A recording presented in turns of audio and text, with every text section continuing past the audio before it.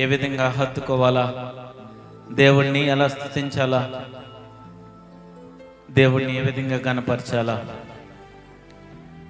దేవుణ్ణి గణపరిస్తే, దేవుణ్ణి స్తుతిస్తే దేవుడు మనకిచ్చే ఆ ప్రతిఫలం ఎలా ఉంటుంది, దేవుణ్ణి గణపరిస్తే దేవుడు మనకు ఎటువంటి ఘనత ఇస్తాడు, ఎటువంటి కీర్తినిస్తాడో మనం గత దినం కూడా ధ్యానం చేసాం.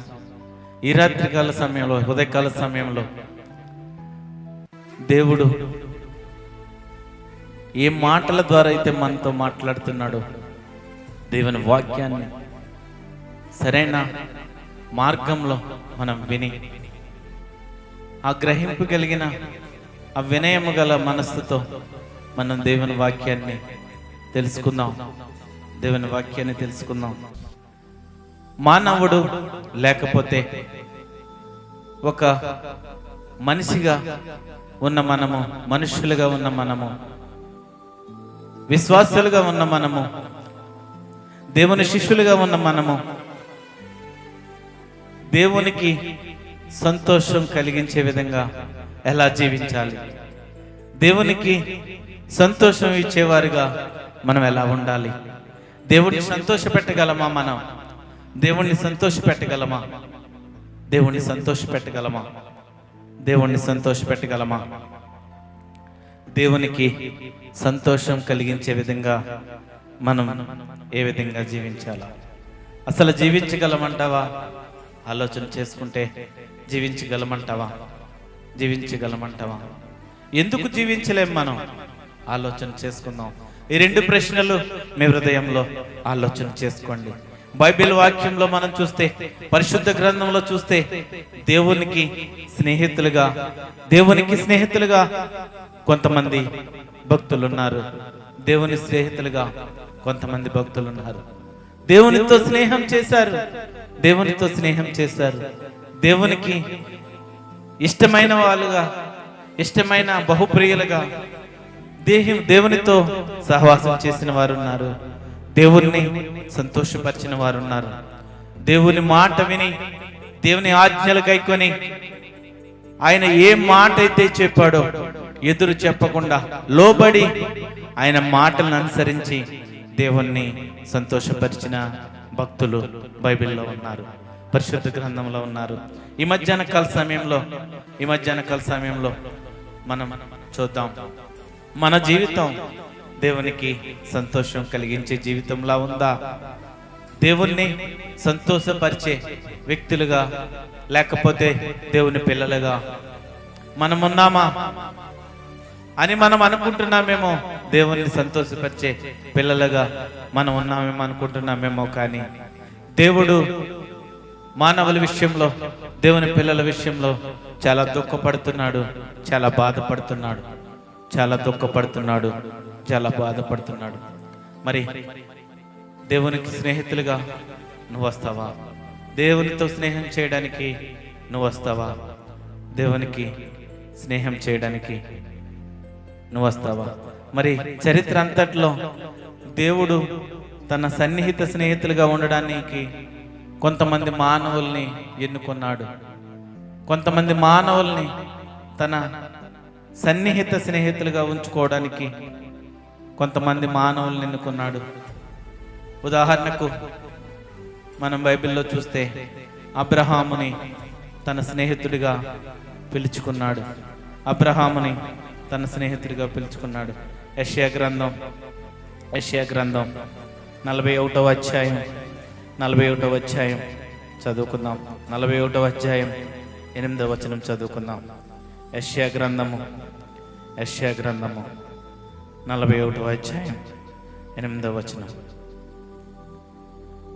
నా సేవకుడైన ఇశ్రాయేలు, నేను ఏర్పరచుకున్న యాకోబు, నా స్నేహితుడైన అబ్రహాము సంతానమా.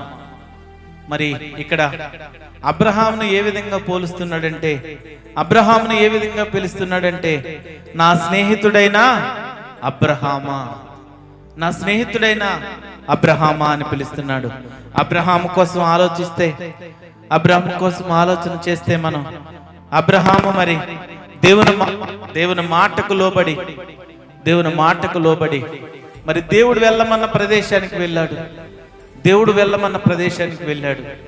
దేవుడు మరి ఎక్కడికి వెళ్ళాలో చెప్పకపోయినా నువ్వు ఆ మార్గాన్ని గుండా వెళ్ళమంటే మరి ఎక్కడికి వెళ్తున్నాను ప్రభువా అని ప్రశ్న కూడా వేయకుండా అబ్రహాము వెళ్ళాడు. అలా వెళ్తూ వెళ్తూ ఉండగా అనేక మంది అబ్రహామును హేళన చేశారు. అనేక మంది నువ్వు గురి లేకుండా వెళ్తున్నావు, ఎక్కడికి వెళ్తున్నావో నువ్వు తెలియకుండా వెళ్తున్నావు అని అనేక మంది హేళన చేశారు. అయినప్పటికీ అబ్రహాము ఆగిపోలేదు. దేవుని మాటకు లోబడి దేవుని మాటను దేవుని ఆజ్ఞను పట్టుకొని మరి కుటుంబంతో కలిసి వెళుతూ ఉన్నాడు. మరి అబ్రహాము ఆ మాటకు లోబడి ఏ విధంగా ఉన్నాడో మరి తన స్నేహితుడిగా దేవుడు పిలుచుకున్నాడంటే ఎంత యథార్థంగా ఉన్నాడో, ఎంత నీతిమంతుడిగా ఉన్నాడో అబ్రహాం తన స్నేహితుడిగా చేసుకున్నాడు.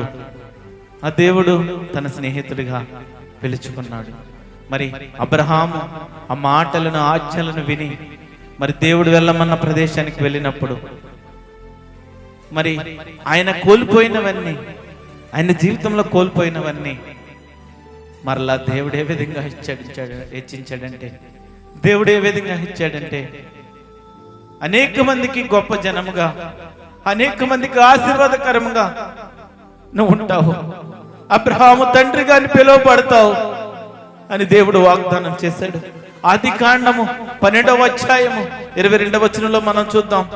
ఆదికాండము 12వ అధ్యాయం 2వ వచనంలో చూద్దాం. ఆదికాండము 12వ అధ్యాయం 2వ వచనంలో నిన్ను గొప్ప జనముగా చేసి నిన్ను ఆశీర్వదించి నీ నామమును గొప్ప చేయుదును, నీవు ఆశీర్వాదముగా నొందువు, నువ్వు ఆశీర్వాదముగా ఉందువు, నువ్వు ఆశీర్వాదముగా ఉందువు, నిన్ను ఆశీర్వదించు వారిని ఆశీర్వదించదను. మరి దేవుడు అబ్రహాంని ఏ విధంగా జీవించాడంటే తన స్నేహితుడిగా ఉన్న అబ్రహాముని, తనకిష్టమైన భక్తుడిగా ఉన్న అబ్రహాముని దేవుడు ఎంతగా దీవించాడంటే, ఎంతగా ఆశీర్వదించాడంటే గొప్ప జనముగా చేసి ఆశీర్వదించాడు. అనేక మందికి నువ్వు ఆశీర్వాదంగా ఉంటావని యెహోవా దేవుడు మాట ఇచ్చాడు. మరి అబ్రహాం జీవితం కోసం మనం ఆలోచన చేస్తామంటే, అబ్రహాం జీవితంలో మనం ఆలోచన చేస్తే అబ్రహాం స్నేహితుడిగా పిలుచుకున్నాడు. అబ్రహాంను స్నేహితుడిగా పిలుచుకున్న దేవుడు, అబ్రహాంను స్నేహితుడిగా పిలుచుకున్న దేవుడు ఈ మధ్యాహ్న కాల సమయంలో నిన్ను స్నేహితుడిగా చేర్చుకోవడానికి ఆ దేవుడు ఇష్టపడుతున్నాడు. అబ్రహాములాగా యథార్థంగా నీతిమంతుడిగా నీవు జీవిస్తావా? అబ్రహాములాగా యథార్థంగా ఆయన మాటలకు, ఆయన ఆజ్ఞలకు లోబడి నువ్వు జీవిస్తావా? ఎన్నడూ కూడా అబ్రహాము విసుక్కొనలేదు. దేవుని మాటను, దేవుని ఆజ్ఞలను అలా కనిపెడతానే ఉన్నాడు. మరి వృద్ధాప్యమందు మరి దేవుడు కుమారుడిని ఇచ్చాడు. అప్పటికి కూడా ఈ వయసులో మాకు పిల్లలు ఇస్తారా అని ఏనాడు కూడా ఆలోచన చేయలేదు. దేవుడు మాట ఇచ్చాడంటే దేవుడు ఆ మాటను నెరవేర్చే దేవుడు.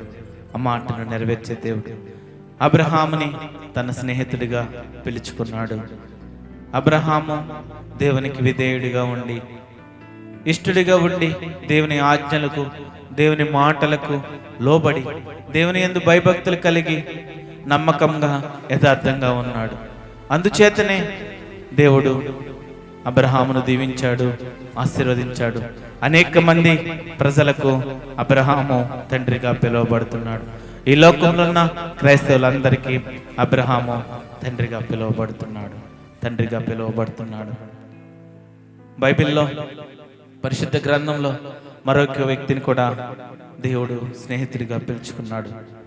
యాకోబు రాసిన పత్రిక యాకోబు రాసిన పత్రిక 2వ అధ్యాయం 23వ వచనం చూద్దాం. యాకోబు రాసిన పత్రిక 2వ అధ్యాయం 23వ వచనం చూద్దాం. కాబట్టి అబ్రహాము దేవుణ్ణి నమ్మెను, అది అతనికి నీతిగా ఎంచబడెను అను లేఖనం నెరవేర్చబడింది, మరియు దేవుని స్నేహితుడని అతనికి పేరు కలిగింది. మరి అబ్రహాముకి దేవుని స్నేహితుడని పేరు కలిగింది. అబ్రహాముకి దేవుని స్నేహితుడని పేరు కలిగింది. అబ్రహాం దేవుడిని నమ్మాడు కనుక అది అతనికి నీతిగా ఎంచబడింది కనుక దేవునికి స్నేహితుడని అతనికి పేరు కలిగింది. దేవుని స్నేహితుడిగా అతడున్నాడు. అపోస్తల కార్యములు 13వ అధ్యాయం 22వ వచనం చూద్దాం. అపోస్తల కార్యములు 13వ అధ్యాయం 22వ వచనం. తర్వాత అతన్ని తొలగించి దావీదును వారికి రాజుగా ఏర్పరచెను, మరియు ఆయన, నేను యెషై కుమారుడైన దావీదును కనుగొంటిని, అతడు నా ఇష్టానుసారుడైన మనుషుడు, అతడు నా ఉద్దేశములన్నీ నెరవేర్చునని చెప్పి అతని గూర్చి సాక్ష్యం ఇచ్చాడు. మరి దావీదు దేవునికి ఎంతో ప్రియమైన వ్యక్తి, ఎంతో ఇష్టమైన వ్యక్తి. తన ఇష్టానుసారుడైన మనుషుడు మరి దావీదు భక్తుడు. ఆ దేవుడికి ఎంతో ఇష్టంగా ప్రేమించే ఆ దావీదు ఎంత ఎక్కువగా ప్రేమించేవాడంటే దావీదుని ఒక ఇష్టానుసారమైన మనుష్యుడు.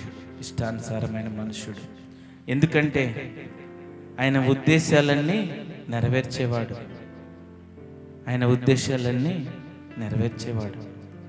దావీదు రాజు. దేవుడు ఇష్టమైన వ్యక్తుల్ని, కొంతమందిని ఇష్టంగా ప్రేమించే వ్యక్తుల్ని పరిశుద్ధ గ్రంథంలో ఉన్నారు. ఆయనకి ఇష్టమైన ప్రజలు, ఆయనకి ఇష్టమైన భక్తులు పరిశుద్ధ గ్రంథంలో రాయబడింది.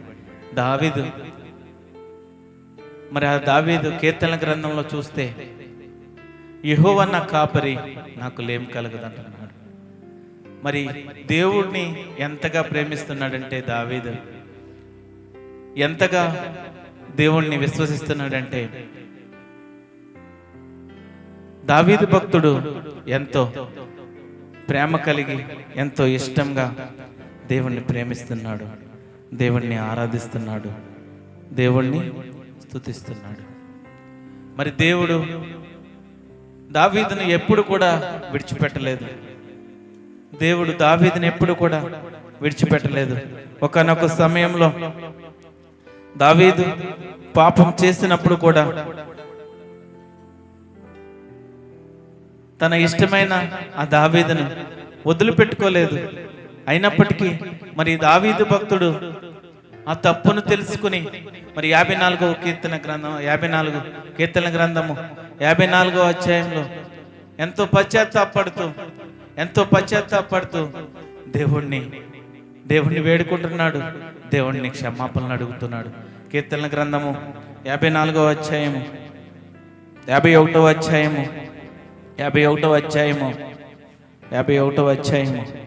మొదటి నుంచి మరి ఆ చివరి వరకు చూస్తే, దేవా నీ కృప చొప్పున నన్ను కరుణింపము, నీ వాత్సల్య బాహుల్యం చెప్పున నా అతిక్రమములు తుడిచివేయము, నా దోషం పోవునట్లు నన్ను బాగుగా కడుగు, నా పాపం పోవునట్లు నన్ను పవిత్రపరచము, నా అతిక్రమములు నాకు తెలిసే ఉన్నవి, నా పాపము ఎల్లప్పుడూ నా ఎదుటేనున్నది.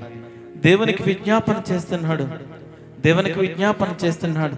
నాతాను ప్రవక్త ద్వారా హెచ్చరింపబడినప్పుడు మరి ఆ దావీదు భక్తుడు తన తప్పును తెలుసుకుని దేవుని పాదాల చెంతకొచ్చి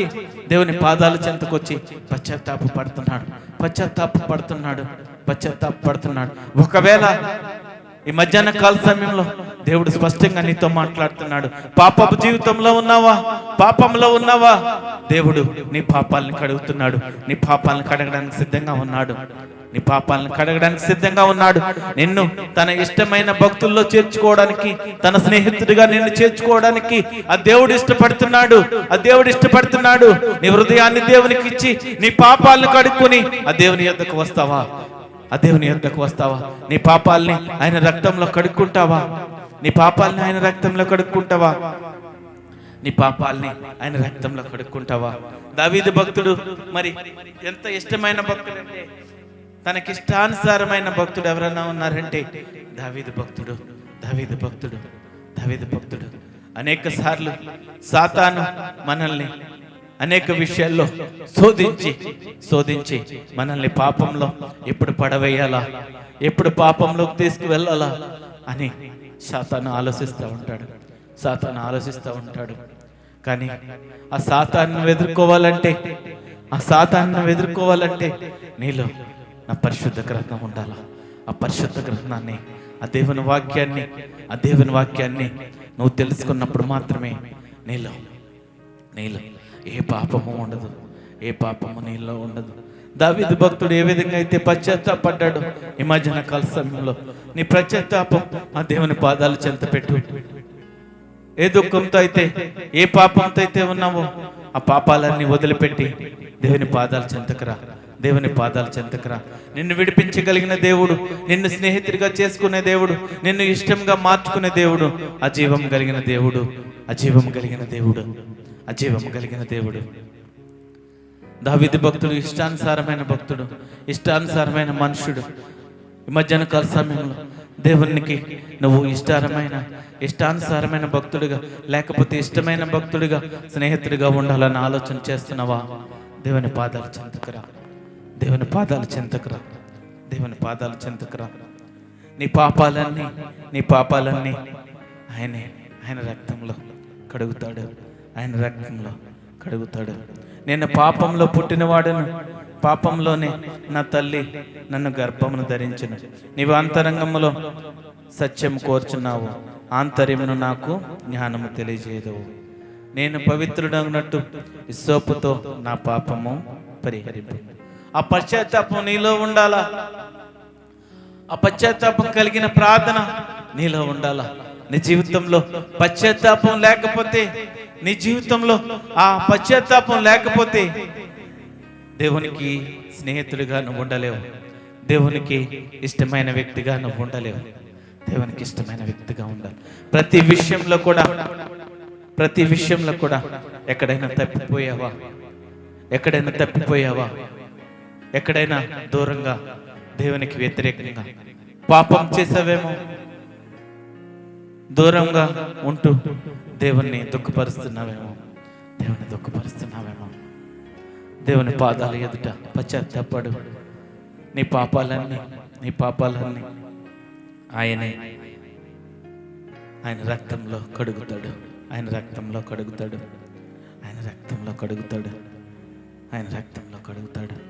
ఆయన సన్నిధిలో నుండి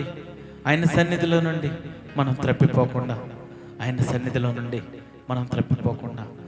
నిత్యము ఆయన సన్నిధిలో ఆయనతో సహవాసం చేసేవారుగా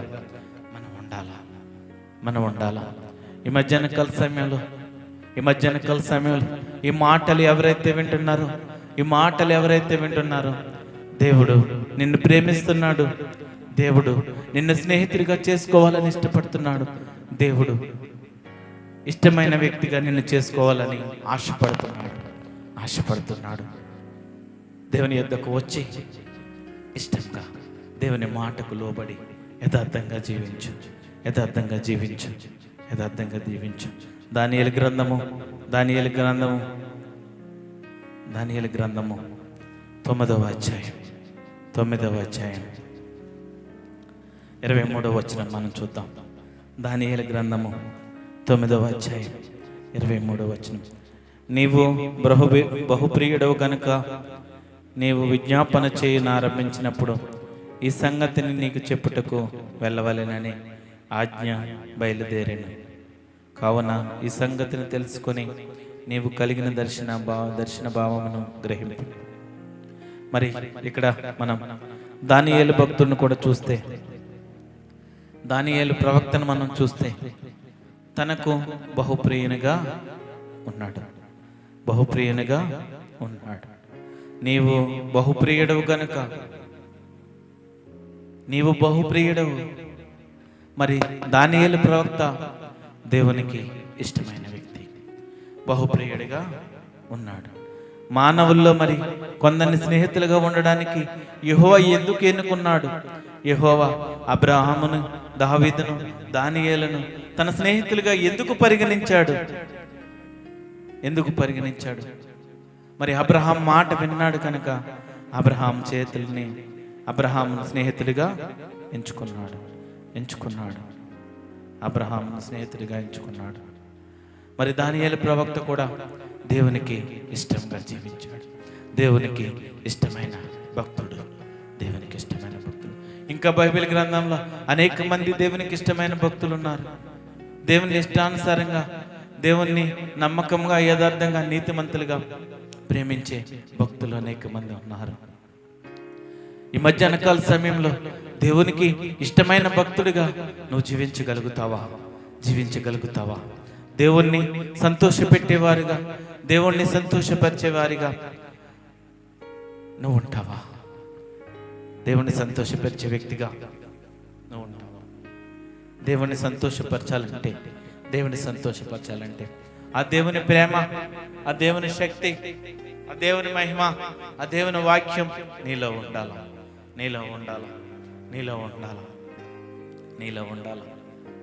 ఆదికాండము 22వ అధ్యాయం 18వ వచనం చూద్దాం. ఆదికాండము 22వ అధ్యాయం 18వ వచనం.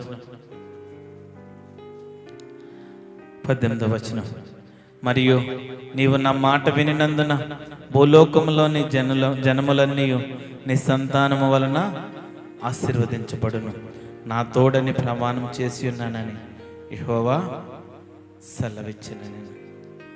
అబ్రహాము దేవుని మాట విన్నాడు కనుక, దేవునికి లోబడి ఉన్నాడు కనుక అబ్రహాముకి దేవుడు వాగ్దానం చేస్తున్నాడు. ఏమని వాగ్దానం చేస్తున్నాడంటే, నీవు నా మాట వినినందున భూలోకములోని జనములన్నీ నీ సంతానము వలన ఆశీర్వదించబడును. ఈ దేవుని పిల్లలుగా పిలువబడిన మనం అందరము అబ్రహాము సంతానముగా మనం పిలువబడుతున్నాము. అబ్రహాం సంతానముగా మనం పిలువబడుతున్నాము. అబ్రహాం సంతానంతటిని దేవుడు ఆశీర్వదిస్తానంటున్నాడు. ఆశీర్వాదాలను పొందుకోవడానికి దేవుని యొద్దకు రాలేకపోతున్నాం. ఆశీర్వాదాలను తీసుకోవడానికి దేవుని యొద్దకు రాలేకపోతున్నాం. అబ్రహాము పిల్లలుగా, అబ్రహాము కుమారులుగా పిలువబడుతున్న క్రైస్తవ జనమా, దేవుని పిల్లలారా, ఆశీర్వాదాలు పొందుకోవడానికి, దేవుడిచ్చే ఆశీర్వాదాలను పొందుకోవడానికి దేవుని మాట వింటున్నావా? దేవునికి లోబడి ఉంటున్నావా? ఆలోచన చేసుకో. ఈ మధ్యాహ్న కాల సమయంలో ఆలోచన చేసుకో. అబ్రహాము పిల్లలుగా పిలువబడుతున్న మనము, అబ్రహాము సంతానముగా పిలువబడుతున్న మనము, అబ్రహాము జన్మగా పిలువబడుతున్న మనము, దేవుడు అబ్రహాముకు ఆశీర్వాదాలు, ఆయన సంతానికి ఆశీర్వాదాలు ఇస్తానన్నాడు. దేవుడిచ్చే ఆశీర్వాదాలను పొందుకుంటావా? దేవుడిచ్చే ఆశీర్వాదాలను పొందుకుంటావా? ఆ గొప్ప దేవుడి మాటకు లోబడి ఉండాలా. లోబడి ఉండాలి. బైబిల్ గ్రంథంలో అనేక మంది భక్తుల్ని మనం దేవుని స్నేహితులుగా చూసాము, ఇష్టమైన వ్యక్తులుగా చూసాము. ఈరోజు ఈ మధ్యాహ్న కాల సమయంలో మనకు దేవుడు ప్రశ్న వేస్తున్నాడు. మరి యెహోవా మనల్ని స్నేహితులుగా చేసుకోవాలంటే మనం ఏం చేయాలా? ఇర్మియా గ్రంథము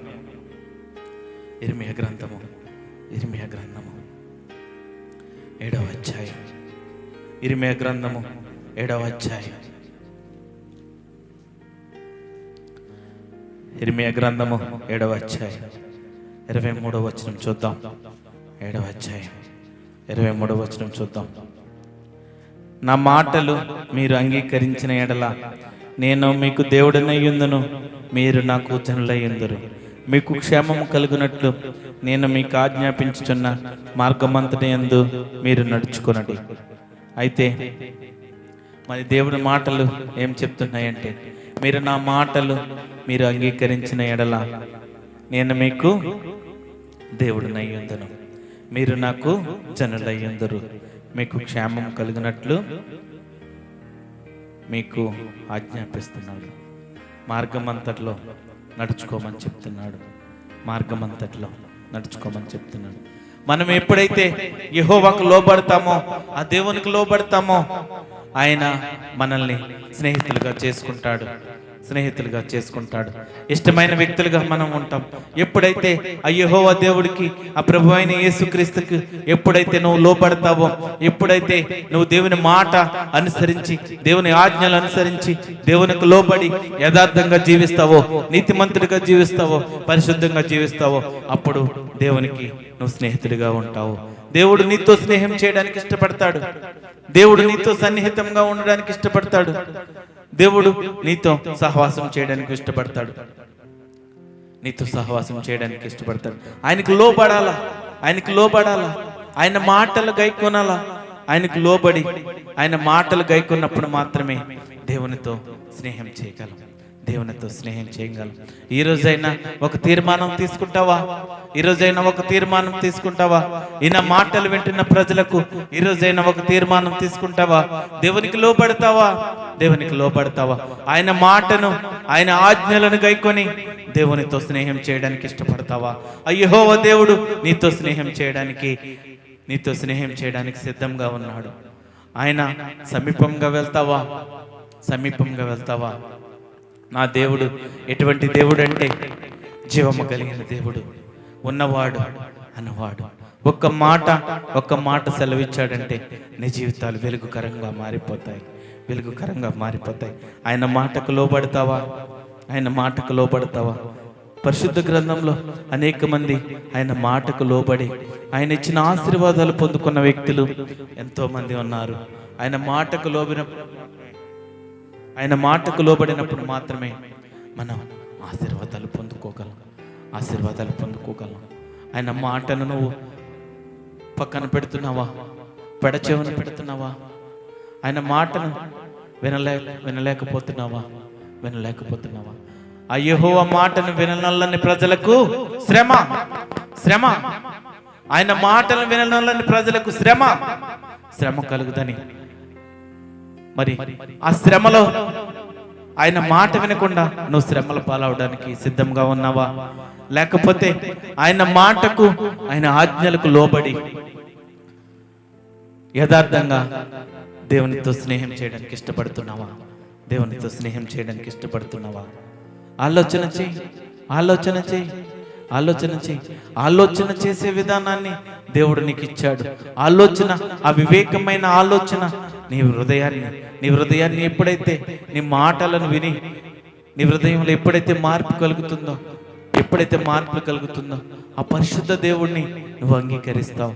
ఆ పరిశుద్ధ దేవుణ్ణి లోబడి యథార్థంగా దేవుని సన్నిధానంలో దేవుని స్తుతిస్తావు. దేవునితో సహవాసం చేస్తావు. దేవుని స్నేహితుడిగా ఉండడానికి నువ్వు ఇష్టపడుతున్నావా? దేవునికి స్నేహితంగా ఉండడానికి నువ్వు ఇష్టపడుతున్నావా? దేవుని పాదాల యొద్దకు రా. మరి యెహోవా తన స్నేహితుల్ని బలపరిచేవాడు. తన ప్రజలను ఆయనే బలపరుస్తాడు. దినవృత్తాంతం గ్రంథము 2వ దినవృత్తాంతములు 16వ అధ్యాయం 9వ వచనం.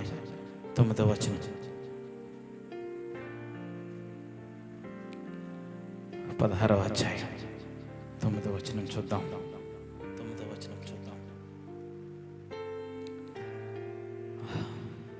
తన ఎడల యథార్థ హృదయం గలవారిని బలపరచుటకై యెహోవా కనుదృష్టి లోకమంతటా సంచారం చేయుచున్నది. తన ఎడల ఎవరైతే యథార్థ హృదయంతో యథార్థంగా ఆయన బలపరుస్తారో, యథార్థంగా ఎవరైతే దేవుని పాదాల చెంతకు వస్తారో యెహోవా దేవుడు వాళ్ళని బలపరుస్తాడు, వాళ్ళని దేవునికి ఇష్టంగా చేసుకుంటాడు, దేవునికి స్నేహితులుగా చేసుకుంటాడు. మరి యెహోవా కనుదృష్టి ఈ లోకమంతటా సంచారం చేస్తుంది. ఎవరైతే యథార్థ హృదయంతో ఆయన బలపరుస్తారో యథార్థంగా దేవునికి లోబడి ఆయన మాటలను గైకొని యథార్థంగా ఎవరైతే బలపరుస్తారా అని దేవుడు లోకమన్న ప్రజలందరి కోసం చూస్తున్నాడు, లోకంలో ఉన్న ప్రజలందరి కోసం చూస్తున్నాడు. మరి యెహోవా మాత్రమే ఆయన బలపరిచిన వారిని ఆయన బలపరుస్తాడు. ఆయన బలపరిచిన వ్యక్తి దేవుడు స్నేహితుడిగా ఉంటాడు, దేవునికి స్నేహితుడిగా ఉంటాడు. మరి దేవునితో స్నేహం అంటే ఏమిటో ఆలోచించండి. దేవునితో స్నేహం అంటే ఆలోచించండి. ఈ లోకంలో ఉన్న ఒక స్నేహితులుగా అనేక మంది పిలువబడతారు. చదువుకున్న పిల్లలకి ఎంతో మంది స్నేహితులు ఉంటారు. అందులో కొంతమంది నిజమైన స్నేహితులు వారికి ఏ దశలో అయినా, వారికి ఏ ఇబ్బంది వచ్చినా కూడా విడిచిపెట్టరు, వారిని ఎప్పుడు కూడా విడిచిపెట్టరు. నిజమైన స్నేహితులు ఏ విధంగా ఉంటారంటే వారికి ఏ ఆపద వచ్చినప్పుడు కూడా, ఏది వచ్చినప్పుడు కూడా మరి వదిలిపెట్టరు. ఎందుకు వదిలిపెట్టరంటే వారి స్నేహం, వారి బాండింగ్ ఆ విధంగా ఉంటుంది. ఏదో సమయాన్న దూరం అయిపోవచ్చు. ఎందుకంటే వయసు పెరిగే కొలది వృత్తిరీత్యా అనేక ఉద్యోగాల నిమిత్తం వెళ్ళాలి కనుక స్నేహం పెరిగి ఏదో రోజున బ్రేక్ అయిపోతుంది. ఈ లోక స్నేహం ఏదో రోజున బ్రేక్ అయిపోతుంది. కానీ నా నిజమైన దేవుని స్నేహం నిన్ను ప్రేమించి నిన్ను స్నేహితుడిగా చేశాడంటే ఎప్పటికీ వదిలిపెట్టడు. చిరకాలము మనల్ని స్నేహితుడిగా ఉంచుకునే దేవుడు. ఆ దేవుడు ఎవరంటే నజీవం కలిగిన దేవుడు. ఆ జీవము కలిగిన దేవుణ్ణి, ఆ గద్దెంపు కలిగిన మాటల్ని నువ్వు వింటున్నావా? స్నేహితుడిగా నిన్ను ఆ దేవుడు చేసుకోవడానికి ఇష్టపడుతున్నాడు. మరి ఆ స్నేహాన్ని ఆ యథార్థమైన హృదయంతో యథార్థంగా దేవునికి ఇష్టంగా ఉంటూ దేవుని స్నేహితునిగా చేసుకుంటావా? దేవుని స్నేహితునిగా చేసుకో. దేవుణ్ని యథార్థంగా పూజించు, యథార్థమైన భక్తి చేయి. తను ఎవరైతే యథార్థంగా బలపరుస్తారో ఆయన బలపరుస్తాడు.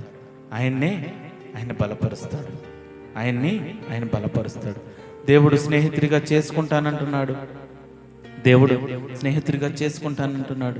మరి ఆయన ఉపదేశాల్ని నువ్వు గైకొంటున్నావా? కీర్తన గ్రంథము 32వ అధ్యాయం 8వ వచనం చూద్దాం. 32వ అధ్యాయం. నీకు ఉపదేశం చేసేదను, నీవు నడవలసిన మార్గమును నీకు బోధించేదను, నీ మీద దృష్టి ఉంచి నీకు ఆలోచన చెప్పేదను. దేవుడి ఉపదేశాన్ని, దేవుని మాటని నువ్వు వింటున్నావా? యెహోవా నీ మీద శ్రద్ధ చూపిస్తున్నాడు.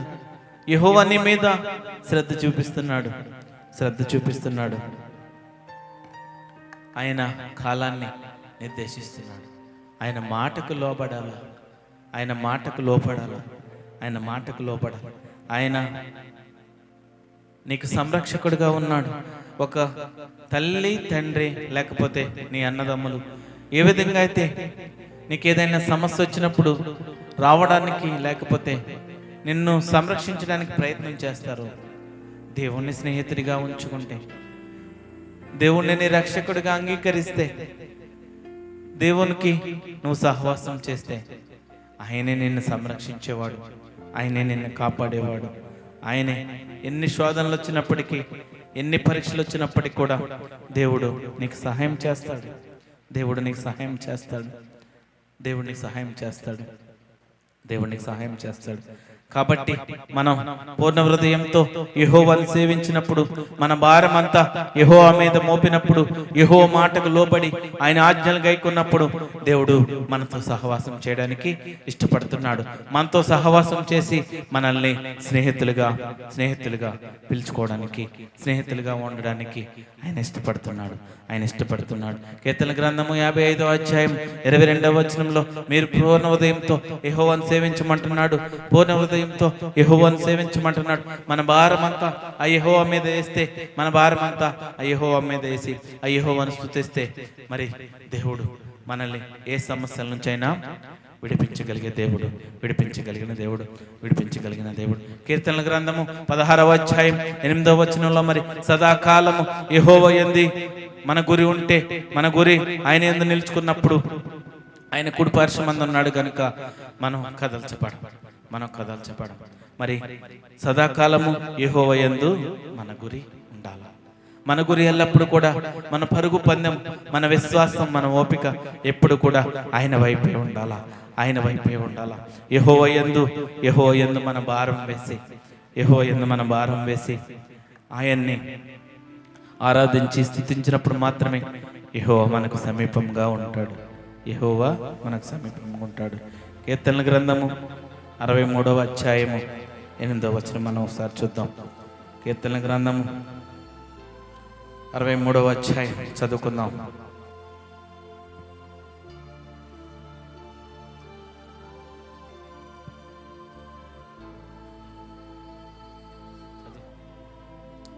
కీర్తన గ్రంథము 63వ అధ్యాయం 8వ వచనం. నా ప్రాణము నిన్ను అంటి వెంబడించుచున్నది, నీ కుడి చేయి నన్ను ఆదుకొంచున్నది.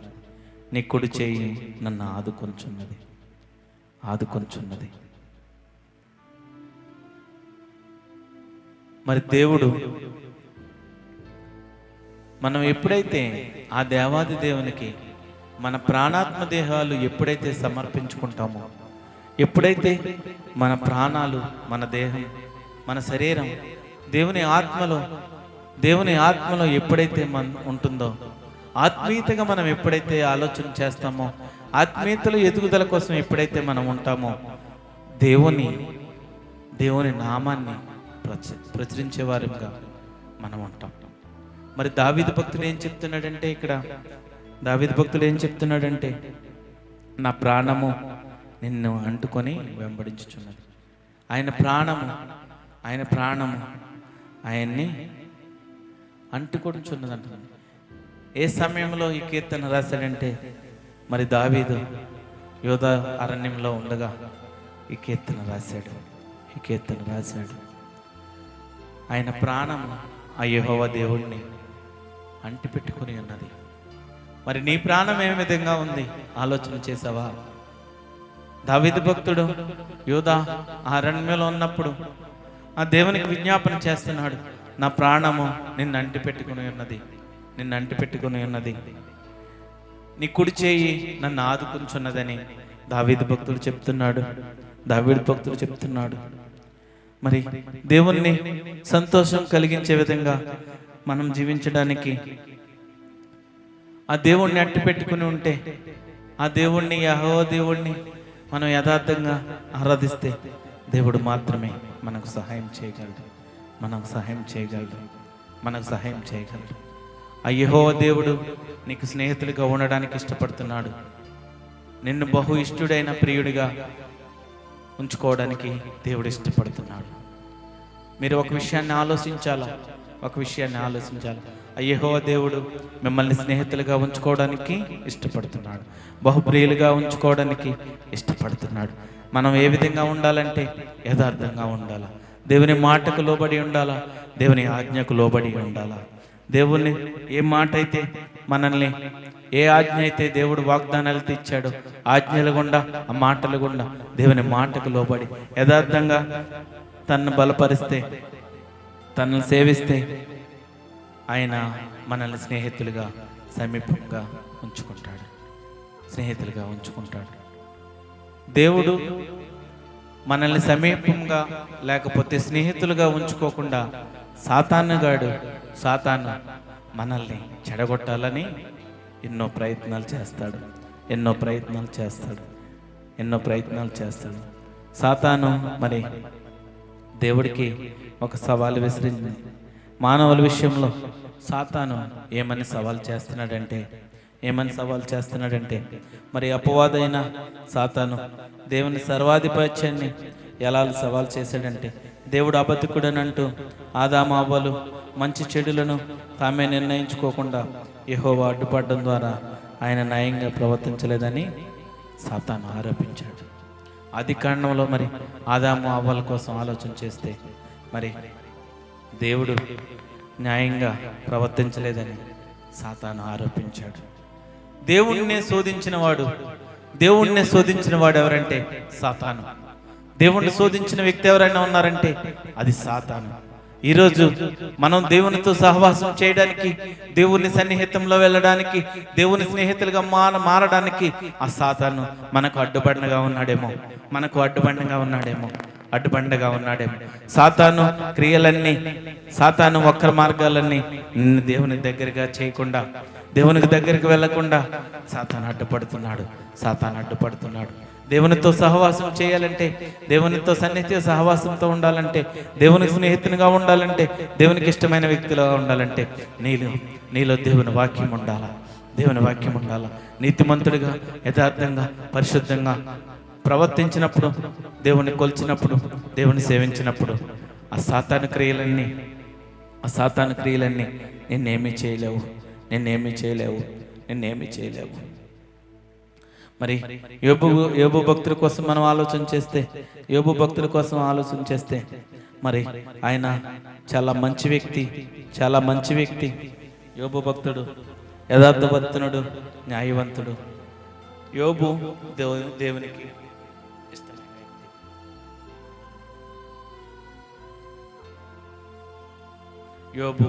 దేవునికి ఇష్టమైన వ్యక్తి. సాతాను ఏ విధంగా మరి ఆ యోబును ఇబ్బంది పెట్టింది, ఎన్ని శ్రమల గుండా మరి యోబును నడిపించింది. అయినప్పటికీ దేవుని విడిచిపెట్టలేదు. నువ్వు దేవుని సంతోష పెట్టాలంటే ఏ విధంగా ఉండాలో బైబిల్లో అనేక మంది భక్తుల్ని చూపించాను. చూపించాను. వారు ఏ విధంగా నడుచుకున్నారు, భయభక్తులు కలిగి జీవించారు. మరొక భక్తుడు యోబు గ్రంథము 1వ అధ్యాయం 8వ వచనం చూద్దాం. Oh spirit of God, thank you Jesus.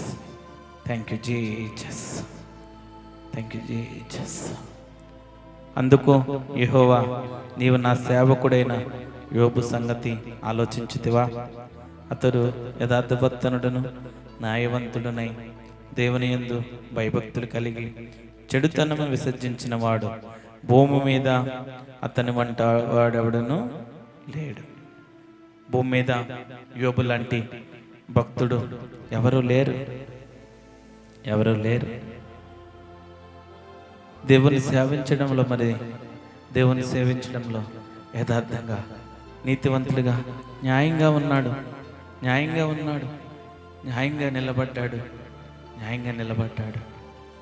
నిలబడి మరి ఏ పరిస్థితుల్లో కూడా దేవుణ్ణి విడిచిపెట్టలేదు.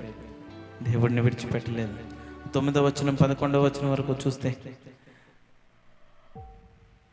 భూమి మీద అతని వంటి వాడు ఎవడను లేడు అని అడుగుగా, అపవాది యోబు ఊరకయ్యే దేవుని యందు భయభక్తులు కలవాడాయన, నీవు అతనికిని అతని ఇంటి వారికి అతని కలిగిన సమస్తమునకును చుట్టూ కంచె వేసితివి కదా. నీవు అతని చేతి పని దీవించుచుండుట చేతే అతని ఆస్తి దేశములో బహుగా విస్తరించినది. అయినను నీవు ఇప్పుడు నీ చేయి చాపి అతని కలిగిన సమస్తను మొత్తిన ఎడల అతడు నీ ముఖము ఎదుటినే దూషించి నిన్ను విడిచిపోవను అని యెహోవాతో అన్నాడు. ఇక్కడ సాతాను దేవునితో సవాల్ చేస్తుంది. ఏమని సవాల్ చేస్తుందంటే, మరి నువ్వు యోబును ఆశీర్వదించావు, యోబును నువ్వు హెచ్చించావు, అతని చేతి పనిని, ఆయన కలిగిన సమస్తానికి నువ్వు కంచి వేస్తున్నావు, నువ్వు ఆయన ఎంతో దీవించావు, ఆయన కుటుంబాన్ని ఎంతో ఆశీర్వదించావు. అందుకే దేవుడు మరి ఆ యోబు నీకు కృతజ్ఞతలుగా ఉన్నాడు, ఆ యోబు నిన్ను వెంబడిస్తున్నాడు అని సాతాను సవాల్ చేస్తుంది. ఆ కంచినంతా తీసివేసే, నువ్వు ఒకసారి దేవుణ్ణి మొత్తు, మన యోబుని మొత్తు అని దేవునితో సవాల్ చేస్తుంది. ఆ కంచెనంతా తీసివేసి ఆ యోబుని మొత్తుతే నిన్ను అక్కడే దూషించి, నీ ముఖాన్ని దూషించి నిన్ను వదిలిపెట్టి వెళ్ళిపోతాడని సాతాను సవాల్ చేస్తున్నాడు. సాతాను సవాల్ చేస్తున్నాడు. సాతాను సవాల్ చేస్తున్నాడు. మరి ఒకవేళ యోబు పరీక్షించబడితే మరి ఆయన దేవునికి వ్యతిరేకంగా తిరుగుతాడని కూడా సాతాను ఆరోపించాడు. సాతాను సవాలుకు యెహోవా ఎలా స్పందించాడంటే, యోబు వైఖరి వివాదాస్పదంగా ఉంది కాబట్టి యోబును పరీక్షించడానికి యెహోవా సాతానుకు అనుమతించాడు. యోబును పరీక్షించమని సాతానికి అనుమతించాడు. యోబు పరీక్షించబడ్డాడు. యోబుకు ఎలాంటి పరీక్షలు ఎదురయ్యాయంటే, ఎలాంటి ప్రశ్నలు, ఎలాంటి పరీక్షలు ఎదురయ్యాయంటే ఆయన వాటికి ఎప్పుడు కూడా ప్రతిస్పందించలేదు. మరి మొదట యోబు పశువుల్లో కొన్ని దోచుకోబడ్డాయి, మిగతావి చంపబడ్డాయి. ఆయన సేవకుల్లో చాలా మంది సంహరించబడ్డారు. ఇది ఆర్థిక ఇబ్బంది కలిగించింది. ఆయన ఆస్తికి, ఆయనకి ఉన్న డబ్బుకి ఇబ్బంది కలిగేలాగా నాశనం చేసింది, సాతాను నాశనం చేసింది. అయినప్పటికీ యోబు ప్రతిస్పందించలేదు. ఆయనకున్న ఆస్తిని, ఆయనకున్న ఆ పశువుల్ని, ఆయనకున్న సేవకుల్ని సంహరించినప్పుడు, చంపినప్పుడు కూడా, ఆర్థిక ఇబ్బంది కలిగించినప్పుడు కూడా యోబు ప్రతిస్పందించలేదు. ఒక ప్రశ్న వేసుకుందామా,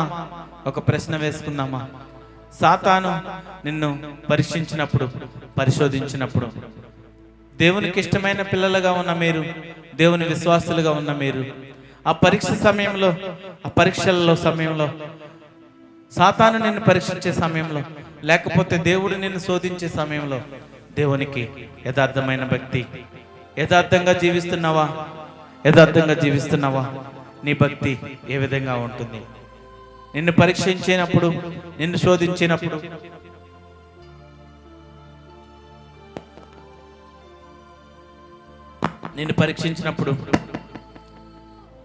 నిన్ను శోధించినప్పుడు యోబు ఏ విధంగా అయితే దేవుని యందు యథార్థత కలిగి, దేవుణ్ణి దూషించకుండా ఏ విధంగా అయితే ఉన్నాడో, యోబులాగా నువ్వు నిలబడగలవా? నువ్వు దేవునితో స్నేహం చేయాలంటే యోబులాగా నిలబడతావా? పరీక్షింపబడ్డాడు. మరి పశువులను చంపేశారు, పశువులను దోచుకున్నారు, సేవకుల్లో చాలా మందిని సంహరించారు. అంతేకాకుండా యోబు 10 మంది పిల్లలు సుడిగాలి వల్ల చనిపోవడంతో అతని చుట్టూ విషాదం అలుముకుంది. అయితే అలాంటి భయంకరమైన దుర్ఘటనల మధ్య కూడా యోబు ఎక్కడ కూడా వదిలిపెట్టలేదు. యోబు గ్రంథము 1వ అధ్యాయం 22వ వచనం చూస్తే, ఈ సంగతుల్లో ఏ విషయమందును యోబు ఏ పాపమును చేయలేదు, దేవుడు అన్యాయం చేసినని కూడా చెప్పలేదు. మరి పిల్లలు చచ్చిపోయారు, యోబుకున్న ఆ పశువులు చచ్చిపోయినాయి, అన్నీ పోయినాయి. అయినప్పటికీ కూడా మరి యోబు ఏ పాపము చేయలేదు, దేవుడు నాకు అన్యాయం చేశాడని చెప్పలేదు. ఈ మాట మీకు స్పష్టంగా తెలియజేస్తున్నాను. నా దేవుడు అన్యాయం చేసే దేవుడు కాదు. యోబు జీవితం అయితే ఏ విధంగా పరీక్షించబడిందో, పరీక్షల్లో దేవుడు మరి యోబు జీవితాన్ని చూసాడో, ఈ రోజు ఈ మధ్యాహ్న కాల సమయంలో దేవుడు నీ జీవితాన్ని చూడడానికి ఇష్టపడుతున్నాడు. పరీక్షలు గుండా వెళ్తున్నావా, పరిశోధించబడుతున్నావా, దేవునికి యథార్థంగా నిలబడు. దేవుడు నిన్ను శోధించినప్పుడు, సాతాను నిన్ను శోధించినప్పుడు యథార్థంగా నిలబడు, యథార్థంగా నిలబడు. ఏ పాపము చేయకు, ఏ పాపం చేయకు. దేవుడు అన్యాయం చేశాడని మాటలు చెప్పవద్దు. దేవుడు నీకు అన్యాయం చేశాడనే మాటలు చెప్పవద్దు. దేవుడు నీ జీవితంలో ఏది ప్రవేశపెట్టినప్పటికీ కూడా యథార్థంగా జీవించు, యథార్థంగా నమ్మకంగా దేవునికి ఇష్టమైన వ్యక్తిగా జీవించు, ఇష్టమైన వ్యక్తిగా జీవించు. యోబు అన్ని ఇబ్బందులు కలిగినప్పటికీ, ఆస్తి నష్టపోయినప్పటికీ, పిల్లల్ని కోల్పోయినప్పటికీ కూడా దేవుణ్ణి ఒక్క మాట కూడా దూషించలేదు, ఒక్క మాట కూడా దూషించలేదు. మరి పిల్లల్ని చంపేశాడు, పశువులను చంపేశారు, అన్నీ చంపేశాడు సాతాను. అయినప్పటికీ కూడా మరి యోబు ఎక్కడ కూడా ప్రతిస్పందించలేదు, ఎక్కడ కూడా. అంతటితో ఆక్క సాతాను మరొక ప్రయత్నం చేసింది. అంతటితో ఊరుకోలేదు సాతాను, ఊరుకోలేదు. యోబు ఆస్తిని, సేవకులను, పిల్లల్ని కోల్పోయినా సహించాడు. అయితే మరి యోబుకి ఒక వ్యక్తి సోకేలాగా సాతాను ప్రవేశించాడు. ఒక వ్యాధి సోకింది. అది ఎలాంటి వ్యాధి అంటే భయంకరమైన వ్యాధి. అది సాతాను కలిగజేశాడు. యోబు గ్రంథము 27వ అధ్యాయం 5వ వచనం చూద్దాం. యోబు గ్రంథము 27వ అధ్యాయం 5వ వచనం. మరి ఆ యోబు భక్తుడు ఎంత శ్రమ పడినప్పటికీ, ఆస్తి నష్టపోయినప్పటికీ, కుటుంబాన్ని కోల్పోయినప్పటికీ కూడా ఎక్కడా కూడా దేవుడిని విడిచిపెట్టలేదు. యోబు విశ్వాసం ఏ విధంగా ఉందంటే, ఎక్కడ కూడా సడలిపోని విశ్వాసం, ఎక్కడ కూడా దేవుణ్ణి విడిచిపెట్టలేదు. దేవుణ్ణి యథార్థంగా ప్రేమించాడు, యథార్థంగా దేవునికి ఇష్టమైన భక్తుడిగా నిలబడ్డాడు. సాతాను ఎన్ని ప్రయత్నాలు చేసినప్పటికీ కూడా యోబును ఏమి చేయలేకపోయింది. చివరికి ఆయన ఆ వ్యాధిని తట్టుకోలేక, ఆ బాధను తట్టుకోలేక ఎంతో ఇబ్బంది పడుతున్నప్పుడు కూడా మరి తన భార్య కూడా, నీ దేవుడు నీకు ఇంత శ్రమలు తెచ్చాడంటే, ఇన్ని ఇబ్బందులు పెట్టాడంటే, నీ దేవుడు ఏం దేవుడు? నీ దేవుడు మంచి దేవుడు కాదు, గొప్ప దేవుడు కాదు, నువ్వు నమ్ముకున్న దేవుడు యథార్థవంతుడు కాదు అని ఆ దేవుడిని దూషించమని యోబుతో చెప్తుంది. తన భార్య కూడా యోబు పరిస్థితిని చూసి అసహించుకున్నది. చిల్ల పెంకులతో గోక్కునేవాడు యోబు జీవితం. మరి సాతాను ఏ విధంగా ఎన్ని పరీక్షలకు పంపించిందంటే, ఆలోచన చెయ్యి. నీ జీవితంలో ఒక్క శ్రమ వచ్చిందంటే, నీ జీవితంలో ఒక్క శ్రమ, ఒక్క ఇబ్బందికరమైన ఒక మాటలు నిన్ను ఎవరైనా వ్యతిరేకంగా మాట్లాడితే, ఎవరైనా నిన్ను అనరాని మాట అంటే, నువ్వు దేవుడిని పక్కన పెట్టేస్తున్నావు. దేవుడిని పక్కన పెట్టి నీ నోటికి ఏదొస్తే అది మాట్లాడుతున్నావు. క్రైస్తవుడా, విశ్వాసవా, దేవుని పిల్లలుగా యోబు జీవితాన్ని మన జీవితంలో అన్వయించుకుందామా? చాలా బాధతో ఈ మాట చెప్తున్నాను. అన్ని శ్రమలు వచ్చినప్పటికీ, అన్ని ఇబ్బందులు వచ్చినప్పటికీ ఎక్కడ కూడా దేవుణ్ణి విడిచిపెట్టలేదు. యోబు ఎక్కడ కూడా దేవుణ్ణి విడిచిపెట్టలేదు. నీ జీవితంలో చిన్న సమస్య వస్తే, చిన్న బాధ వస్తే, దేవుణ్ణి పక్కన పెట్టి, దేవుని నామాన్ని దూషించి, దేవునికి వ్యతిరేకంగా అనరాని మాటలతో దేవునికి ఆయాస్కరంగా బతుకుతున్నాం. దేవుని దుఃఖపరుస్తున్నాం. నీ మాటల ద్వారా దేవుని దుఃఖపరుస్తున్నాం. విశ్వాసిగా ఉన్న నీవు, క్రైస్తవుడిగా పిలువబడుతున్న నీవు, యోబు జీవితాన్ని నీ జీవితంలో అన్వయించుకో. ఎన్ని శ్రమలు వచ్చినాయి, ఎంతమంది పిల్లల్ని కోల్పోయాడు, ఎన్ని ఆస్తులు కోల్పోయాడు. ప్రాణం పోయేంత వరకు కూడా దేవుణ్ణి దూషించలేదు, దేవుణ్ణి విడిచిపెట్టలేదు. అయినప్పటికీ యథార్థంగా జీవించాడు. ఈ మధ్యాహ్న కాల సమయంలో నా ప్రజలైన దేవుని పిల్లలైన మీ అందరికీ స్పష్టంగా తెలియజేస్తున్నాను, యోబు జీవితాన్ని నీ జీవితంలో అన్వయించుకున్నప్పుడు, దేవుణ్ణి విడిచిపెట్టేవాడుగా ఉండవు, దేవుణ్ణి విడిచిపెట్టే వ్యక్తిగా నువ్వు ఉండవు. అన్ని బాధలు, అన్ని ఇబ్బందులు కలిగిన తన భార్య దేవుణ్ణి దూషించమని చెప్పిన, తన భార్య దేవుణ్ణి దూషించి చచ్చిపోమని యోబుకు చెప్పినప్పటికి కూడా, నా దేవుడు జపము కలిగిన దేవుడు, నన్ను రక్షించే దేవుడు, నన్ను విడిపించే దేవుడు, ఈ బాధలన్నీ తీసివేయగలిగే దేవుడు ఆ యేసుక్రీస్తు పరిశుద్ధాత్మ దేవుడని విశ్వాసంతో ఉన్నాడు. నా దేవుడు నన్ను పరిశోధిస్తున్నాడు అని ఆ యోబు దేవుణ్ణి, ఆ విశ్వాసాన్ని, ఆ పరీక్షను గెలిచిన యోబు.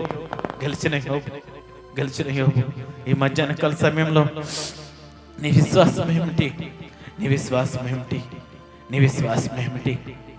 విశ్వాసం ఏ విధంగా ఉంది? యథార్థంగా ఉంటున్నావా? దేవునికి ఇష్టడిగా ఉంటున్నావా? దేవునికి స్నేహితుడిగా ఉంటున్నావా? దేవునికి సమీపంగా ఉంటున్నావా? దేవుని బలపరుస్తున్నావా? దేవుని గలపరుస్తున్నావా? యోబు జీవితంలో ఎక్కడ కూడా దేవుడిని దూషించలేదు, దేవుడిని విడిచిపెట్టలేదు. యథార్థంగా అన్ని కోల్పోయినా కూడా యథార్థంగా దేవునితోనే ఉన్నాడు. ఈ మధ్యాహ్న కాలంలో నీ మనసుకు ఒక ప్రశ్న వేసుకో. ఏ ఇబ్బంది వచ్చినప్పటికీ కూడా, ప్రాణం పోయేంత వరకు కూడా దేవుణ్ణి విడిచిపెట్టుకో. ఆ నిజమైన దేవుడు ఎవరో నువ్వు తెలుసుకున్నావు. అసాధ్యాన్ని సాధ్యం చేయగలిగిన దేవుడు, అజీవం కలిగిన దేవుడు, అపరిశుద్ధుడైన దేవుణ్ణి నువ్వు తెలుసుకున్నావు. ఆ దేవుణ్ణి నువ్వు విడిచిపెట్టొద్దు, ఆ దేవుణ్ణి నువ్వు వదిలిపెట్టొద్దు.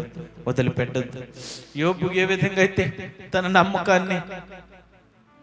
నమ్మకాన్ని దేవుని ఎదుట నిలబెట్టుకున్నాడో, యోబు ఏ విధంగా అయితే తన నమ్మకాన్ని దేవుని ఎదుట నిలబెట్టుకున్నాడో, ఎన్ని శ్రమలు వచ్చినప్పుడు కూడా ఏ విధంగా నిలబడ్డాడో, ఏ విధంగా యథార్థంగా ఉన్నాడు. అందుచేతనే దేవుడు మరలా ప్రతిఫలం ఇచ్చాడు.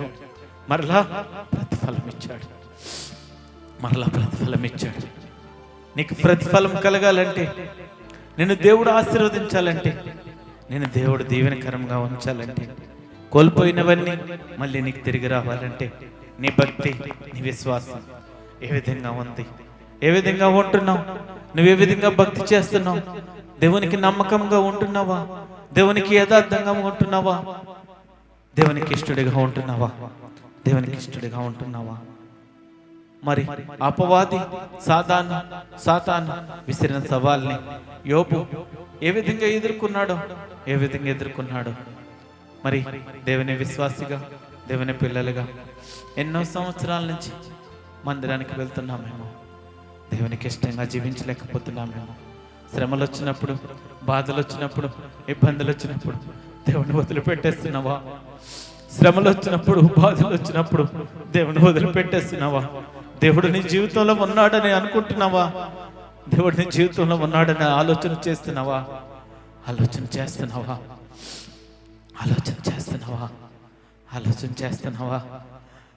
యోబు జీవితంలో ఎన్ని కోల్పోయినప్పటికీ కూడా దేవుణ్ణి విడిచిపెట్టలేదు. ఎన్ని కోల్పోయినప్పటికీ కూడా నమ్మకంగా, యథార్థంగా, దేవుడిని విశ్వాసంగా, దేవుని మాటకు లోబడి, శ్రమ వచ్చినప్పుడు, ప్రాణం పోయే పరిస్థితుల్లో కూడా యథార్థంగా ఉన్నాడు. కాబట్టి దేవుడు మళ్ళీ ప్రతిఫలం ఇచ్చాడు. నిన్ను శోధించే వ్యక్తి అపరిశుద్ధుడైన దేవుడు కాదు. నిన్ను ఎందుకు పరీక్షిస్తాడంటే, నువ్వు ఇంకా ఆ శ్రమలో ఇంకా దేవుణ్ణి వెతకాలని నిన్ను పరీక్షిస్తాడు. సాతానుగాడు దేవునికి దూరం చేయాలని నీకు పరీక్షలు పెడతాడు. దేవుడు ఆ గొప్ప దేవుడు కనుక నువ్వు ఇంకా దేవుని యొద్దకు, దేవునితో సహవాసంగా ఉంటావేమని ఆ పరీక్షల గుండా వెళ్ళినప్పుడు దేవుని జ్ఞానం తెలుసుకొని ఆ పరిశుద్ధ వాక్యం ద్వారా ఇంకా నువ్వు దేవునికి స్నేహితుడిగా ఉండడానికి, దేవునికి స్నేహితుడిగా ఉండడానికి ప్రయత్నించు. నీ జీవితాన్ని ఈ గొప్ప భక్తుల ద్వారా బైబిల్ గ్రంథంలో ఉన్న అనేక మంది భక్తుల ద్వారా నీ జీవితాన్ని అన్వయించుకో. ఇంకా కూడా నువ్వు ఇంకెక్కడైనా దూరంగా ఉన్నావేమో, వ్యతిరేకంగా ఉన్నావేమో, పాపంలో ఉన్నావేమో, దేవుణ్ణి నమ్మకంగా యథార్థంగా విశ్వాసంతో దేవుని యొద్దకు రాలేకపోతున్నావో, ఈ మధ్యాహ్న కాల సమయమందు మీతో స్పష్టంగా మాట్లాడుతున్నాడు. దేవుని మాటలు మీతో స్పష్టంగా మాట్లాడుతున్నాను. దేవుని యొద్దకు యథార్థంగా రా, నీతిమంతులుగా ఉండు, పరిశుద్ధంగా జీవించు, పవిత్రులుగా ఉండు. నమ్మకమైన భక్తి చేయి, యథార్థమైన భక్తి చేయి. నీ భక్తి యథార్థంగా ఉండాలా. నువ్వు అనేక మందికి మాదిరికరంగా ఉండాలా, అనేక మందికి సాక్షిగా ఉండాలా. నీ భక్తి ఏ విధంగా ఉండాలంటే అనేక మందికి సాక్షిగా ఉండాలా. నేను ప్రకటిస్తున్న దేవుడు అనేక మంది మాదిరి ఉంచిపోయాడు. నీవు ఈరోజు మాదిరికరంగా ఉండు. యేసు ప్రేమను చూపించు, యేసుక్రీస్తు ప్రేమను చూపించు. అనేక మందికి యేసుక్రీస్తు ప్రేమను ప్రకటించు. యేసుక్రీస్తును ప్రకటించు. యోబు గ్రంథము 6వ అధ్యాయం 4వ వచనం చూద్దాం. యోబు గ్రంథము 6వ అధ్యాయం 4వ వచనం చూద్దాం. సర్వశక్తుడగు దేవుని అంబులు నాలో చొచ్చును, వాటి విషయమును నా ఆత్మ పానము చేయుచున్నది. దేవుని భీకర కార్యములు నాతో యుద్ధం చేయుటకై పంక్తులు తీరుచున్నవి. సర్వశక్తుడు మరి ఆయనలో చొచ్చి ఉన్నాడు. సర్వశక్తుడు ఆయనలో చొచ్చి ఉన్నాడు. యెహోవా సర్వాధిపత్యం గురించి మరి సాతానుకు తెలుసు. యోబు సమస్యలన్నిటి కూడా సాతానే కారణం. ఎందుకు కారణం అంటే సాతాను యోబుని ఏ విధంగా అయినా దేవుని నుంచి దూరం చేయాలని ఆలోచన చేశాడు. ఈ దినముల్లో అనేక మంది నీ పక్కనున్న వారు, నీతో సహవాసం చేసేవారు, నీ చుట్టూ ఉన్నవారు ఎన్నో సమస్యలను లేకపోతే ఏదో మాటలు చెప్పి దేవునికి నిన్ను దూరపరచాలని, దేవుని మార్గంలో నిన్ను ఆటంకపరచాలని చూస్తున్నారు. వారి మాటలకు లోపడద్దు, వారి మాటలు వినవద్దు. నువ్వు దేవుని మాట మాత్రమే వింటే దేవునితో సహవాసం చేస్తావు. దేవుని మాట మాత్రమే నువ్వు ఎల్లప్పుడూ విను. అపవాది శక్తులు అనేక మంది ద్వారా నిన్ను ప్రేరేపిస్తాయి. అపవాది సాతాను శక్తులు, సాతాను మాటలు అనేక మంది ఇరుగు పొరుగు వారి వల్ల నీ దగ్గరికి వస్తాయి. నువ్వు ఎప్పుడు కూడా లక్ష్య పెట్టొద్దు. యోబు మరి తన యథార్థతను ఏ విధంగా కాపాడుకున్నాడు, ఎంత నమ్మకంగా ఉన్నాడో మరి యోబు జీవితాన్ని ఆలోచన చేస్తే మరి ఆ దేవుడు యోబుని ఎంతగా ప్రేమించాడు, ఎంతగా ఇష్టమైన వ్యక్తిగా యోబును చూశాడు.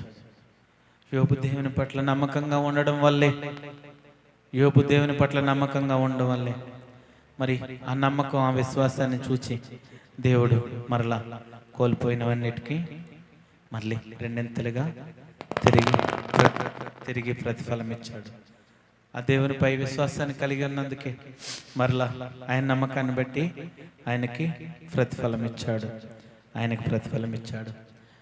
ఈ మధ్యాహ్న కాల సమయంలో దేవుణ్ణి తెలుసుకొని వారు ఎవరన్నా ఉంటే, నువ్వేదైనా కోల్పోయావా, ఆ దేవుని పాదాల చెంతకు రా. యథార్థంగా దేవుణ్ణి స్తుతించు. నీకు అన్నీ ఇవ్వగలిగిన దేవుడు నా జీవం కలిగిన దేవుడు. యథార్థంగా ఆయన స్తుతించినప్పుడు, యథార్థంగా ఆయన సన్నిధించినప్పుడు నా దేవుడు అన్నీ ఇస్తాడు. మరి చివరగా యోబును మరి ఏ విధంగా ఆశీర్వదించాడంటే, అన్ని కోల్పోయినా కూడా యోబును ఏ విధంగా ఆశీర్వదించాడంటే, యోబు గ్రంథము 42వ అధ్యాయం 12 నుంచి 17వ వచనం వరకు చూస్తే, యోబు గ్రంథము 42వ అధ్యాయం 12 నుంచి 17 వరకు చూస్తే,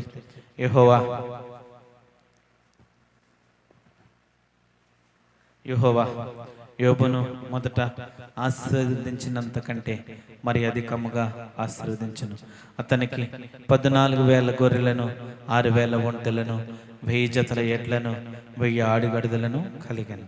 మరియు అతనికి 7 కుమారులు, 3 కుమార్తెలను కలిగిరి. మరి దేవుడు ఏ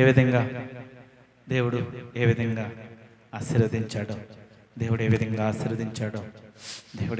ఆశీర్వదించాడు. ఆ జీవము కలిగిన దేవుణ్ణి మరి నమ్మకంగా, యథార్థంగా, విశ్వాసంగా దేవునితో సహవాసం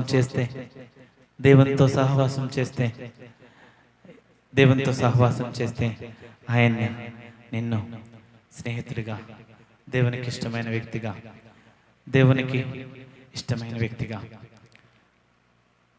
వ్యక్తిగా, దేవునికి సంతోషాన్ని కలుగజేసే వ్యక్తిగా, సాతాను దేవునితో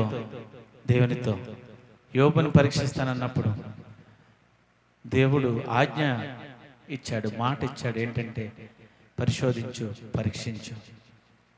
నా భక్తుడు, నా యోబు నన్ను సంతోషపరిచే విధంగానే ఉంటాడు, కానీ నన్ను విడిచిపెట్టిపోయే వ్యక్తిగా ఉండడు అని దేవునికి తెలుసు. మరి మనం అనేక మంది భక్తులు దేవుణ్ణి సంతోషపెట్టారు.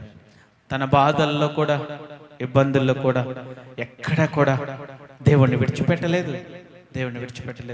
దేవునికి సంతోషం కలిగించే విధంగా వారు జీవించారు. దేవునికి సంతోషం కలిగే విధంగా వారు జీవించారు. ఈ మధ్యాహ్న కాల సమయంలో దేవునికి సంతోషం కలిగించే జీవితం మన జీవితంలో ఉందో లేదో ఒకసారి పరీక్షించుకుందాం, పరిశోధిద్దాం, పరిశీలన చేసుకుందాం. దేవుణ్ణి సంతోషపరిచే వ్యక్తులుగా మనం ఉండాలా.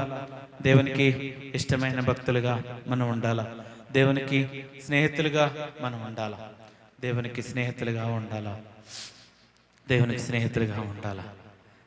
స్నేహితులుగా ఉండాలా. Holy spirit, thank you Jesus. మరి ఆ గొప్ప దేవుడికి స్నేహితుడిగా ఉండడానికి నువ్వు ఇష్టపడుతున్నావా?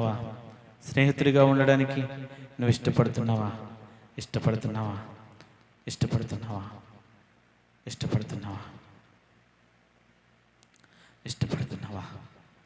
పరిశుద్ధాత్మ దేవుడు కోరుకుంటున్నాడు,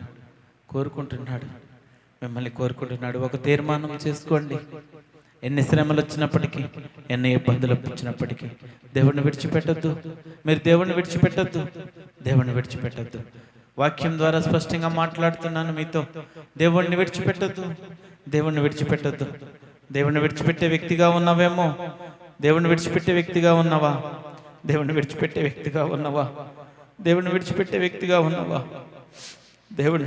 వ్యక్తిగా ఉన్నావా? దేవుడు నిన్ను ప్రేమిస్తున్నాడు. దేవుడు నిన్ను ప్రేమిస్తున్నాడు.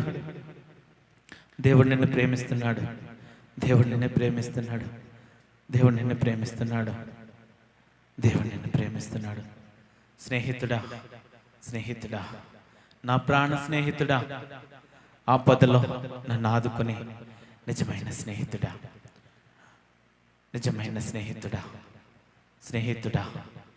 హల్లెలూయా.